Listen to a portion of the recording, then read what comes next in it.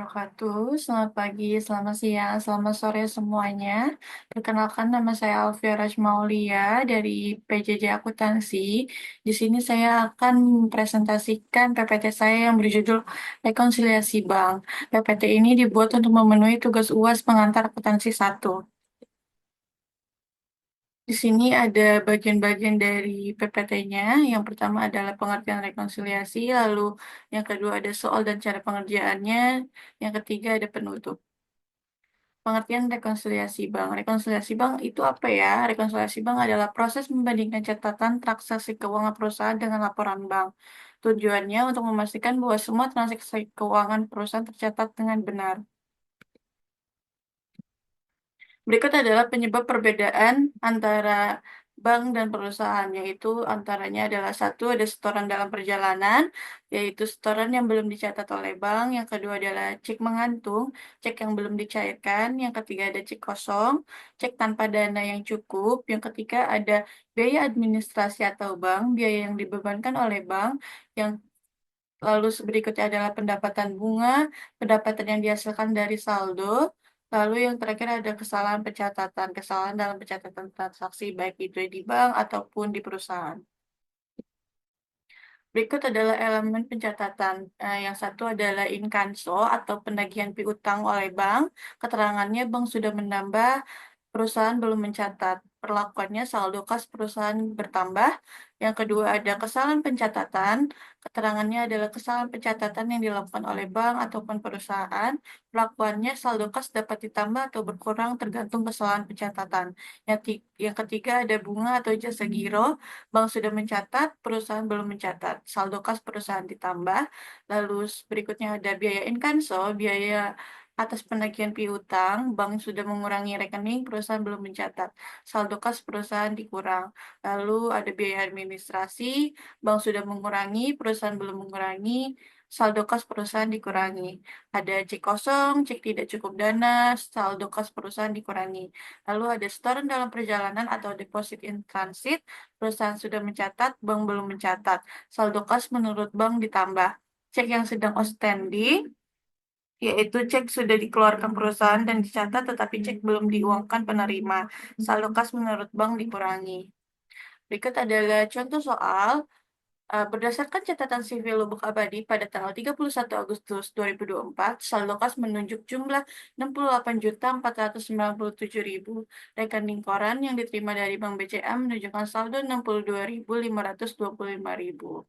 Setelah diteliti, perbedaannya tersebut dapat disebabkan oleh A. Saldo kas perusahaan tersebut termasuk dana kas kecil sebesar 6 juta, dikehendaki supaya di dalam buku kas umum dibuka rekening sendiri untuk dana kas kecil.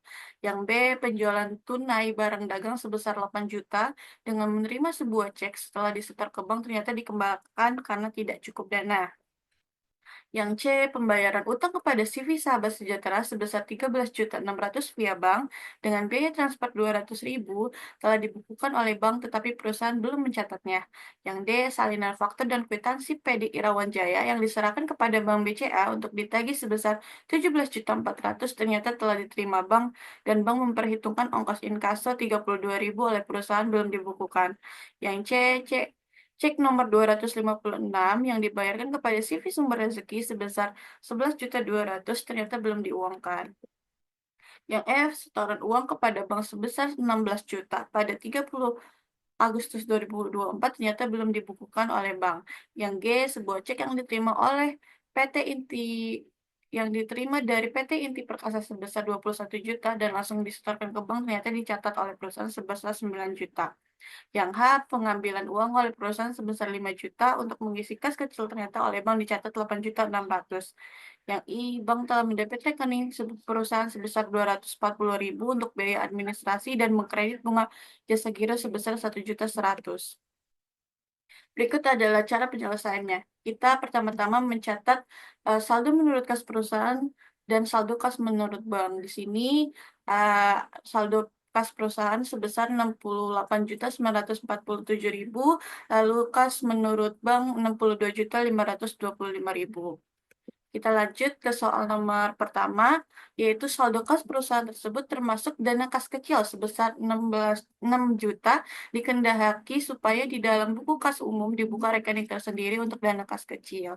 Karena perusahaan ingin membuka rekening khusus dana untuk kas kecil, jadi di sini adalah saldo kas menurut perusahaan harus dikurangi, yaitu sebesar 6 juta. Lalu yang B, penjualan tunai barang dagang sebesar 8 juta dengan menerima sebuah cek setelah disetor ke bank ternyata dikembalikan karena tidak ada dananya. Karena ceknya kosong, lalu kita harus dikurangi di kas menurut perusahaan. Yaitu kita catat cek kosong sebesar 8 juta di kas menurut perusahaan. Yang C, pembayaran utang kepada CV Sahabat Sejahtera sebesar 13.600.000 via bank dengan biaya transfer 200.000 telah dibukukan oleh bank, tetapi perusahaan belum mencatatnya. Karena di perusahaan belum mencatat, jadi otomatis saldo kas menurut perusahaan harus dikurangi sebesar 13.600.000 karena kita membayar utang. Lalu biaya transfernya juga dikurangi di saldo kas menurut perusahaan. Jadi biaya transfer sebesar 200.000. Nextnya, salinan faktur dan kwitansi untuk PD Irawan Jaya yang diserahkan kepada Bank BCA untuk ditagih sebesar 17.400.000 ternyata telah diterima bank dan bank memperhitungkan ongkos inkaso 32.000 oleh perusahaan belum dibukukan.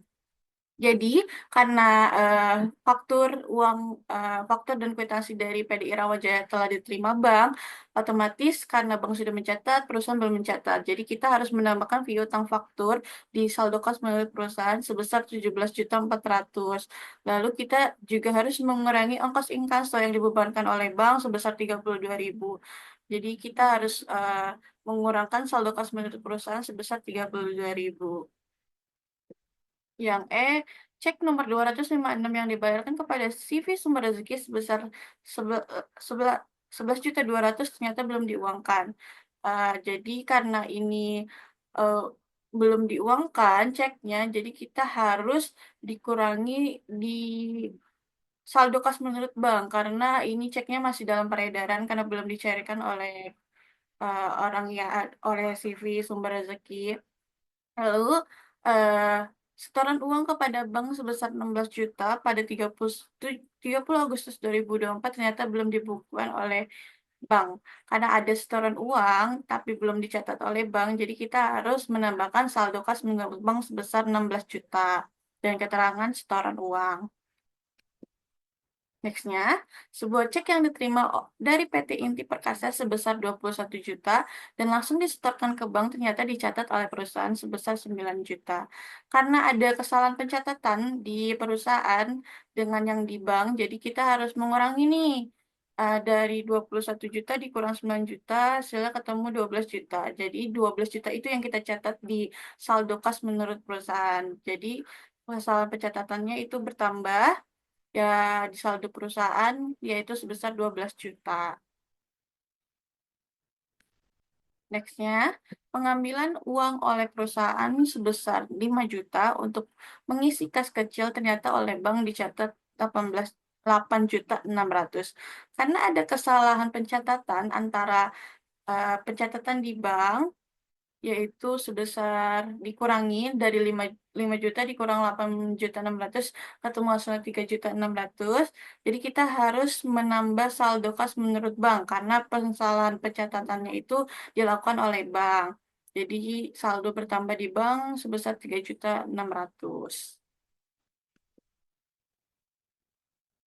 Nextnya, bank telah mendebit rekening perusahaan sebesar 240.000 untuk biaya administrasi dan mengkredit bunga jasa giro sebesar 1.100.000.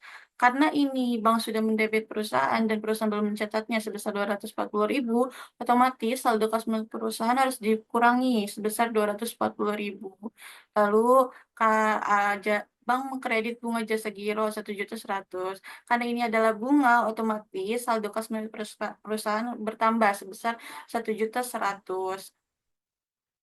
Berikut adalah jumlahnya dari pencatatan kas menurut perusahaan dan saldo kas menurut bank. Ditambahnya itu tuh totalnya adalah 30.500.000 dari piutang faktur, kesalahan pencatatan, dan bunga jasa giro. Lalu saldo dikurangkannya adalah sebesar 28.072.000, yaitu mencakup kas kecil, ada cek kosong, pembayaran hutang, biaya transfer, biaya inkaso, dan biaya administrasi. Lalu di saldo menurut bank yang bertambah ada 19.600 diperoleh dari setoran uang dan kesalahan pencatatan menurut bank. Lalu dikurangi sebesar 11.200 itu adalah cek dalam peredaran yang belum dicairkan. Berikut adalah balance-nya antara saldo kas menurut perusahaan dan saldo kas menurut bank. Perhitungannya adalah 68.457.000 ditambah 30.500.000 dikurang 28 juta kok 72.000, yaitu ketemu hasilnya 70.925. Untuk saldo menurut bank 62.525.000 ditambah 19.600.000 dikurang 11.200.000 hasilnya sama oleh saldo kas menurut perusahaan, yaitu sama-sama 70.925.000. Berikut adalah balance hasil dari rekonsiliasi bank. Baik, segitu saja presentasi saya terkait dengan rekonsiliasi bank. Kurang lebihnya mohon maaf. Wassalamualaikum warahmatullahi wabarakatuh. Terima kasih semua. Semoga penjelasan ini bermanfaat. Terima kasih.